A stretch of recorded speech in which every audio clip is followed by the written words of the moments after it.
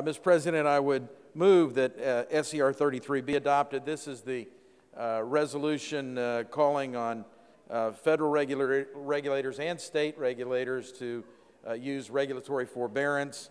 This is a process that actually, it's not a new idea. It was used in the 1980s during a time of difficult access to credit. The problem is that in the banking industry, regulations are being applied very aggressively to community banks regardless of the soundness of the institution or the quality of the loans. The regulators are failing to bifurcate between well-funded, well-managed institutions and poorly threatened institutions, and also failing to differentiate between good loans and poor-performing loans. And as a result, strong banks with good loans are being forced to deny continued credit to good customers. This resolution actually represents a bipartisan point of view at the federal level. A similar resolution was offered by Representative Kaufman, a Republican from Colorado, co-sponsored by Representative Perlmutter, a Democrat from Colorado.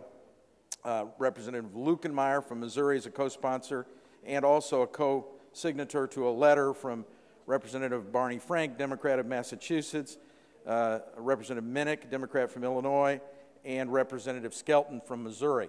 So this resolution enjoys broad bipartisan support at the federal level.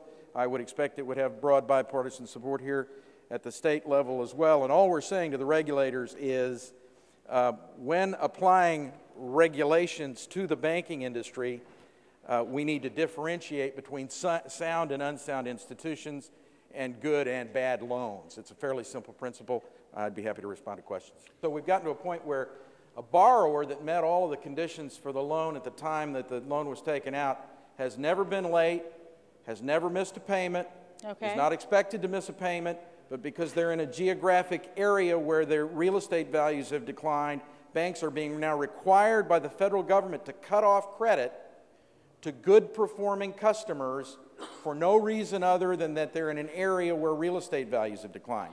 That is preventing business from having access to the lifeblood. It's also forestalling our economic recovery. And that's why both Democrats and Republicans are saying to the regulators, hey, look, if the bank is a well-run, sound institution, and if the borrower is a good borrower with no credit problems, let's allow their access to credit to be unimpeded.